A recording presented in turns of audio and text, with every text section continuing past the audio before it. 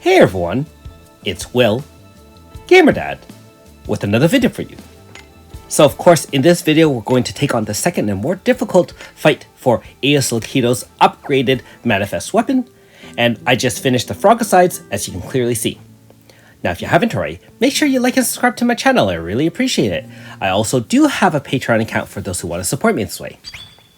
So we only have two different versions of the fight this time. AS Lokido is the most highly sought after, and so I figure I'd just show the budget team as well as the super team, so to speak. And so in our first example, we're going to do a completely free team. Although the Grasta is somewhat endgame, most of them will have to be explored as you go through the underworld, for example, and other various Scarelia dungeons. So we're going to start off with a first turn AF, and I do realize some of you may not have the Slash Zone Grasta. If that's the case, you can try a 2-turn AF instead, that is VC in someone to set Slash Zone, and I'm sure you'll be able to protect yourself. Now, one thing I will say is that the first phase is pretty straightforward. You can do more than enough damage and apply lots and lots of debuffs and buffs to your team. I would highly recommend using something that gives you physical resistance as well as type resistance, because the enemy does attack with earth blunt type attacks. Note that Steadfast Melody gives 25% physical resistance, and that's from Curio, and Guardian Field gives 25% resistance from type attacks, which is Yuri. And without the two of them together, you can clearly see that after the first HP bar, you might have gotten slaughtered right off the bat.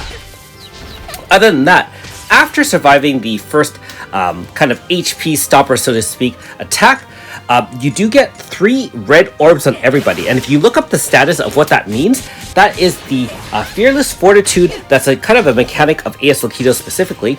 I don't believe that you can prevent its proficiency debuff. However, let me know in the comments below if you can actually use proficiency debuff Grasta to offset that. If not, the 3 orbs are basically dual debuff, power and int, and it actually reduces your damage by quite a bit. I would estimate at least 50% on your attacks, if not more. And so the whole point here is obviously for my team is to survive until we can get a half HP AF bar and hopefully do enough damage. And we are relying on everything we have here. We have the guaranteed crit essentially with Yuri. We do have multiple attacks. We have our Pain Grasta. We do have, you know, as much as we can. And of course, we do have Slash Zone as well, trying to heal and so on and so forth. And so, given we have enough multi-hit attacks, the AF bar was more than enough, although in this case, it took a total of 4 turns to kill the enemy, 1 turn AF, 2 turns to rebuild the bar, and a 4th turn to kill. So not a low turn clear, but certainly a budget clear. If you don't have things like the Bullseye Grasta, which is in the end game from Underworld Dungeon, I think standard Pain Grasta might be enough. Hopefully you can at least get to Future Scarelia where you have access to the things like MP Consumption Grasta, which really does increase your damage, even if it only says 15% more damage. That can mean the difference between victory and defeat. And so depending on your DPS of your units, then you can modify your Grasta accordingly. Now also keep in mind that Deidre, as an older unit, does have Blood Cruelty, which guarantees pain setting on the enemy, so you don't even need enhanced pain Grasta if you don't have access to those. So some things to keep in mind. And of course, being that this is a free team, anyone who has better gacha units can use those instead, and obviously that would offset some of the Grasta requirements as needed. Curio doesn't even have anything significant. He's actually mostly a Grasta carrier for my other Lost Lab teams, and so he's not optimized by any stretch of the imagination. Now, the Glimmering that I put on Azami is from the Time Twisted Maze. Those have some pretty good stats, and so if you can grind those out, it is free to play, even though it is somewhat time-consuming. And in our second and final example, you can recognize this team, right? An all-out OP scam-type team.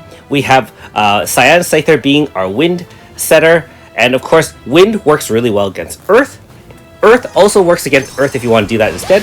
So we're going to lock in another zone right off the bat with Cyan Scyther, and we're just going to use all our superpower attacks. You know, you can have the Grudge Spark, Raging Anger, and so on and so forth from RCF. You also do have, you know, guaranteed crit setting from Nikoko, and you also do have things like Pale Rider. You know, I don't even think I actually pressed Wheel Charge, which helps to debuff the enemy and boost your team.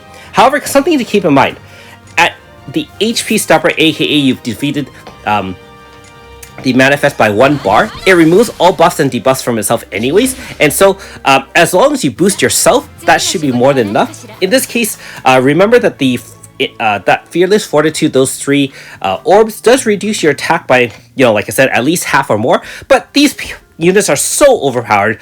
Even with that dual debuff on your enemy, you can clearly see the Cyan Scyther as well as AS Kiko is more than capable to handle anything that comes their way. And as usual, you can see the Grasso loadout. Hopefully this gives you some ideas as to how to tackle this fairly interesting and somewhat difficult boss. Thanks for watching. We'll see you next time.